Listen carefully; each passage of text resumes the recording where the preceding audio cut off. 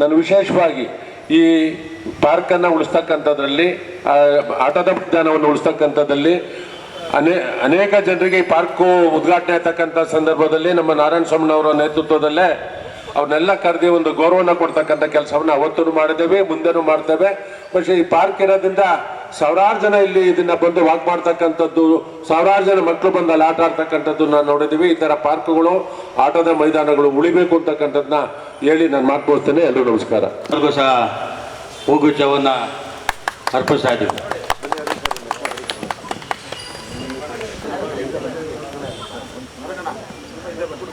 ನಾಡಪ್ರಭು ಕೆಂಪೇಗೌಡರಿಗೆ, ನಾಡಪ್ರಭು ಕೆಂಪೇಗೌಡರಿಗೆ, ನಾಡಪ್ರಭು ಕೆಂಪೇಗೌಡರಿಗೆ, ನಾಡಪ್ರಭು ಕೆಂಪೇಗೌಡರಿಗೆ.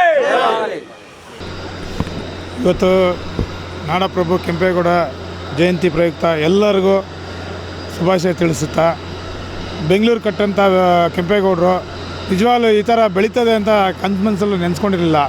ಇವತ್ತು ಬೆಳೆದಿದೆ ಅಂದರೆ ಇವತ್ತು ಇಡೀ ವರ್ಲ್ಡಲ್ಲಿ ನಂಬರ್ 1 ಬೆಂಗಳೂರು ಆಗಿದೆ. ಇದೆಲ್ಲ ಕೊಡುಗೆ ಕೆಂಪೇಗೌಡರದು. ಖಂಡಿತವಾಗೂ ಇಲ್ಲಿ ಬಡವರಾಗಿರ್ಬೋದು, ಶ್ರೀಮಂತರಾಗಿರ್ಬೋದು, ಇನ್ನು ಹೊರಗಡೆ ಬಂದ ಜನ ಆಗಿರ್ಬೋದು, ಎಲ್ಲರೂ ಇಲ್ಲಿ ಬದುಕ್ಬೋದು. ಈ ಥರ ಊರು ಎಲ್ಲೂ ಇಲ್ಲ. ಈ ಥರ ಬೆಂಗಳೂರು ಅಂತ ಹೇಳ್ತೀವಲ್ಲ, ಇದು ಎಲ್ಲೂ ಇಲ್ಲ. ಈ ಥರ ಪ್ರಪಂಚದಲ್ಲಿ ಎಲ್ಲೂ ಸಿಗೋಲ್ಲ. ಈ ಥರ ಬದುಕುವಂಥ ಊರು ಎಲ್ಲೂ ಸಿಗೋಲ್ಲ. ಖಂಡಿತವಾಗೂ ಈ ಸಿಕ್ಕಾಪಟ್ಟೆ ಸ್ಪೀಡಾಗಿ ಬೆಳೀತಾ ಇದೆ. ಬೆಳೆಯೋದ್ರಿಂದ ನೀರಿಗೆ ತೊಂದರೆ ಆಗುತ್ತೆ. ಖಂಡಿತವಾಗೂ ಸ್ವಲ್ಪ ಕಂಟ್ರೋಲ್ ಆಗಬೇಕು. ಯಾಕಂದರೆ ನಾವು ಬೆಂಗಳೂರಲ್ಲಿ ಇರೋರಿಗೆ ನೀರಿಲ್ಲ. ಮುಂದಿನ ಪೀಳಿಗೆಗಳಿಗೆ ನೀರು ಬೇಕು ಅಂದರೆ ನಾವೆಲ್ಲರೂ ಬುದ್ಧಿವಂತರಾಗಿ ನೀರು ವೇಸ್ಟ್ ಮಾಡ್ದಂಗೆ, ಮುಂದಿನ ಪೀಳಿಗೆಗೋಸ್ಕರ ನೀರು ವೇಸ್ಟ್ ಮಾಡ್ದಂಗೆ, ಮತ್ತು ಮಳೆ ನೀರು ಭೂಮಿಗೆ ಇಳಿಯೋ ಥರ ನಾವು ಕಾಂಕ್ರೀಟ್ ಅವಾಯ್ಡ್ ಮಾಡಿ ತಾರ್ ಹಾಕೋದು ಮಾಡಬೇಕು. ತಾರ್ ಹಾಕಿದ್ರೆ ನೀರು ಇಳಿತದೆ ಭೂಮಿಗೆ. ಮತ್ತು ಕಾಂಕ್ರೀಟ್ ಹಾಕ್ಬಿಟ್ರೆ ಒಂದು ಸ್ವಲ್ಪ ನೀರು ಕುಡಿಯೋದಿಲ್ಲ, ಮತ್ತು ಮೋರಿನೂ ಕಾಂಕ್ರೀಟ್ ಮಾಡಿಬಿಡ್ತೀವಿ.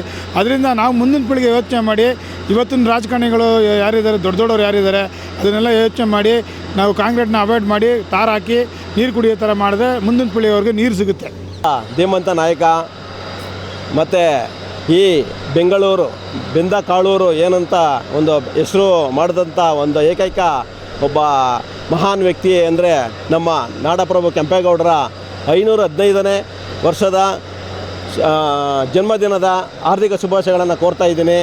ಮತ್ತು ಇವತ್ತು ಈ ನಮ್ಮ ರಾಜ್ಯ ಸರ್ಕಾರ ಏನು ಒಂದು ಜಯಂತ್ಯೋತ್ಸವನ ಹಮ್ಮಿಕೊಂಡಿದ್ದೆ, ಅದಕ್ಕೆ ನಮ್ಮ ಮಾಜಿ ಪ್ರಧಾನಿ ದೇವೇಗೌಡರು ಮತ್ತು ನಮ್ಮ ಮಣ್ಣಿನ ಮಗ ಮತ್ತು ನಮ್ಮ ಕರ್ನಾಟಕ ಕಂಡಂಥ ಅತ್ಯಂತ ಶ್ರೇಷ್ಠ ಒಂದು ರಾಜಕಾರಣಿ ಅಂತಂದರೆ ನಮ್ಮ ನೆಚ್ಚಿನ ಕೇಂದ್ರ ಸಚಿವರಾದ ಕುಮಾರಣ್ಣನವರ ಒಂದು ಭಾವಚಿತ್ರ ಮತ್ತು ಅವರನ್ನು ಆ ಸಮಾರಂಭಕ್ಕೆ ಆಹ್ವಾನಿಸದೆ ಇರುವುದರಿಂದ ಅವರು ನಮ್ಮ ಜನಾಂಗಕ್ಕೆ, ನಮ್ಮ ಒಕ್ಕಲಿಗರ ಜನಾಂಗಕ್ಕೆ ಅವರು ನಮಗೆ ಒಂದು ಕೆಟ್ಟ ಹೆಸರನ್ನ ನಮ್ಮ ರಾಜ್ಯ ಸರ್ಕಾರ ತಂದಿದೆ.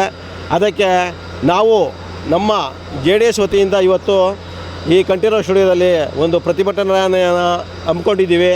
ಮತ್ತು ಇಂದು ಈ ಒಕ್ಕಲಿಗ ಜನಾಂಗ ಕೆಂಪೇಗೌಡರು ಒಂದು ಜಾತಿಗೆ ಸಂಬಂಧಪಟ್ಟ ಒಂದು ನಾಯಕ ಅಲ್ಲ, ಅವರು ಎಲ್ಲ ಜನಾಂಗಕ್ಕೆ ಒಬ್ಬ ನಾಯಕ ಅಂತ ಹೇಳ್ಬೋದು. ಆದ್ದರಿಂದ ಇಂತಹ ನೀಚ ಕೃತ್ಯವನ್ನು ಈ ಸಾರ ರಾಜ್ಯ ಸರ್ಕಾರ ಮಾಡಿದೆ. ಅದಕ್ಕೆ ನನ್ನ ಧಿಕ್ಕಾರವಿರಲಿ, ನಮ್ಮ JDS ವತಿಯಿಂದ ಅವರಿಗೆ ಧಿಕ್ಕಾರವಿರಲಿ. ಮುಂದಿನ ರೂಪರೇಷೆಯನ್ನು ನಾವು ಹಮ್ಮಿಕೊಂಡಿರ್ತೀವಿ ರಾಜ್ಯ ಸರ್ಕಾರ ವಿರುದ್ಧ. ಮತ್ತು ಈ ಕೆಂಪೇಗೌಡ ಏನಿದೆ, ಈ 4 ಕಡೆ ಒಂದು ಏನು ಗೋಪುರವನ್ನು 4 ಕಡೆ ಗೋಪುರವನ್ನು ಹೇಗೆ ನಿರ್ಮಾತ ಮಾಡಿದ್ದಾರೆ, ಒಂದು ನಿರ್ಮಾತ ಕೆಂಪೇಗೌಡ ಅಂತ ಹೇಳ್ಬೋದು.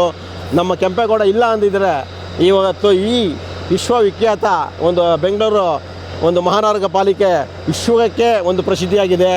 ಅದನ್ನು ಕಾಣಕ್ಕೆ ಆಗ್ತಿರಲಿಲ್ಲ. ಆದ್ದರಿಂದ ಅವರಿಗೆ ಮಗದೊಮ್ಮೆ ಹುಟ್ಟುಹಬ್ಬದ ಹಾರ್ದಿಕ ಶುಭಾಶಯಗಳು. ಮತ್ತು ಈ ನಮ್ಮ ಕ್ಷೇತ್ರದ ಒಂದು ಜನಾಂಗದ ವತಿಯಿಂದ ಮತ್ತು ನಮ್ಮ ಎಲ್ಲ ಕ್ಷೇತ್ರದ ಜನತೆ ಪರವಾಗಿ ಅವರಿಗೆ ಒಂದು ಶುಭಾಶಯಗಳನ್ನು ಕೋರ್ತಾ ಇದ್ದೀನಿ.